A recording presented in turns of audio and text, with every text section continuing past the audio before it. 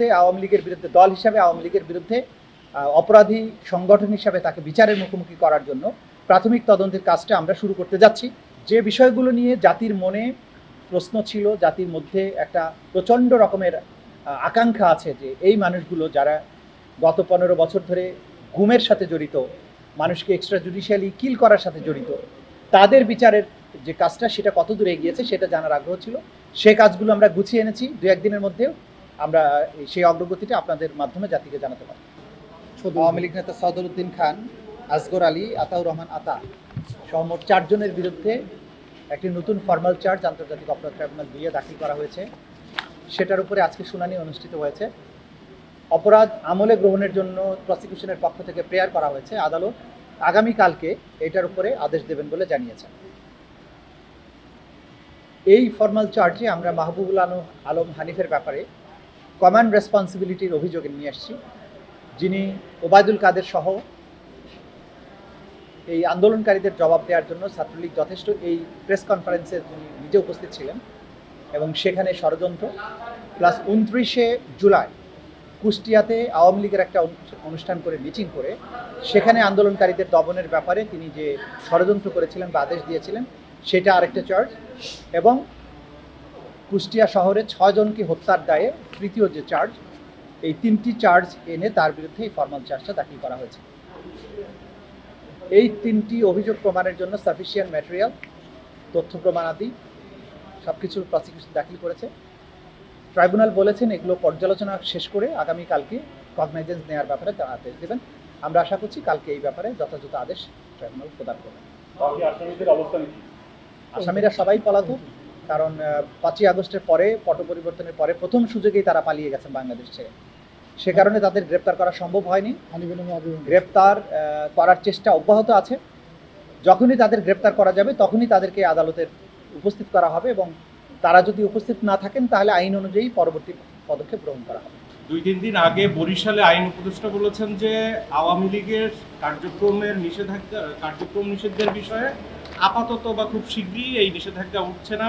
তিনি বলেছেন, পরের অংশে বলেছেন যে তাদের বিরুদ্ধে ট্রাইব্যুনালে বিচারের ব্যবস্থা নেওয়া হয়েছে, পদক্ষেপ নেওয়া হয়েছে। এটা আইন উপদেষ্টা বরিশালে বলেছেন গণমাধ্যমকে। এই ব্যাপারে আপনার কাছে জানতে চাই। না, আইন উপদেষ্টা কোথায় কি বলেছেন সেটার জবাব আমার দেওয়া উচিত হবে না। তবে আমাদের কাছে দল হিসাবে আওয়ামী লীগের ব্যাপারে ক্রাইমস অ্যাগেনস্ট হিউম্যানিটির অভিযোগে এনজিএম নামে একটি রাজনৈতিক দল আগেই একটা অভিযোগ দায়ের করেছেন। আমরা সেটার ভিত্তিতে তদন্ত ইনিশিয়েট করছি। সুতরাং বলা যেতে পারে যে এই মুহূর্তে আওয়ামী লীগের বিরুদ্ধে দল হিসাবে আওয়ামী লীগের বিরুদ্ধে অপরাধী সংগঠন হিসাবে তাকে বিচারের মুখোমুখি করার জন্য প্রাথমিক তদন্তের কাজটা আমরা শুরু করতে যাচ্ছি। সেটা যদি পুরো দমে শুরু হয় তখন আমরা বলতে পারবো আপনাদেরকে যে আওয়ামী লীগের বিচারের মুখোমুখি হওয়ার ব্যাপারটা কত দূর করা আছে। আমরা বলতে পারবো যে তদন্ত শুরু হয়েছে আওয়ামী লীগের বিরুদ্ধে। হ্যাঁ, অভিযোগ এসেছে, এটা আমরা এখন গুরুত্ব দিয়ে এটা যাচাই বাছাইয়ের কাজটা করছি। খুব সহসাই আনুষ্ঠানিকভাবে তদন্ত শুরু হবে।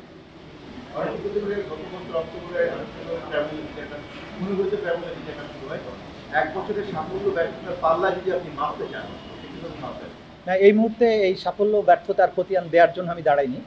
একটা উপযুক্ত সময় এই বিষয় নিয়ে আপনাদের সাথে কথা হবে। দেখা যাক, এই মাসেই হয়তো আমরা উল্লেখযোগ্য কিছু অগ্রগতি দেখতে পাবো। খুব সহসাই সেগুলো আপনাদেরকে আমরা জানাতে পারবো। অনেকগুলো মামলার ট্রায়াল চলছে, বেশ কয়েকটি মামলার ট্রায়াল শেষ পর্যায়ে আছে, এবং যখন প্রথম জাজমেন্টটা আসবে তখন আপনারা বুঝতে পারবেন যে 1 বছরে আমরা কতটুকু কাজ করেছি। আরও আগামী এই সপ্তাহের মধ্যেই বেশ কিছু গুরুত্বপূর্ণ ঘটনা ঘটবে আমাদের মামলার রিলেটেড। অনেক বড় বড় মামলার বেশ কিছু চার্জশিট দাখিল হবে, ফর্মাল চার্জও দাখিল হবে বলে আমরা আশা করছি। যে বিষয়গুলো নিয়ে জাতির মনে প্রশ্ন ছিল, জাতির মধ্যে একটা প্রচণ্ড রকমের আকাঙ্ক্ষা আছে যে এই মানুষগুলো যারা গত 15 বছর ধরে গুমের সাথে জড়িত, মানুষকে এক্সট্রা জুডিশিয়ালি কিল করার সাথে জড়িত, তাদের বিচারের যে কাজটা সেটা কত দূর এগিয়েছে সেটা জানার আগ্রহ ছিল। সে কাজগুলো আমরা গুছিয়ে এনেছি, 2-1 দিনের মধ্যেও আমরা সেই অগ্রগতিটা আপনাদের মাধ্যমে জাতিকে জানাতে পারি। আপনি আজকে গুমের মামলা ছিল আন্তর্জাতিক অপরাধ ট্রাইব্যুনালে, আপনি লন্ডনে গিয়ে একটি টেলিভিশনকে খুবই আবেগপূর্ণ একটা সাক্ষাৎকার দিয়েছেন, অনেকে দাগ কেটেছে। ওই বিষয়টা একটু জানতে চাই। না, যখন আমরা ফর্মাল চার্জ দাখিল করব তখনই বলবো। আর আমি যেটা কথা বলেছি লন্ডনে না, এটা নিউ ইয়র্কের কথা বলেছি। কিছুটা ধারণা আমরা দেওয়ার চেষ্টা করেছি। যেদিন আমরা তদন্ত রিপোর্টটা হাতে পাবো এবং ফর্মাল চার্জ যেদিন দাখিল করব সেদিন আপনাদেরকে সেদিন আমরা হয়তো আলাদাভাবে একটা প্রেস কনফারেন্স করে ঠান্ডা মাথায় আপনাদেরকে এভিডেন্সগুলো তুলে ধরবো যে আসলে কি হয়েছিল। Thank you.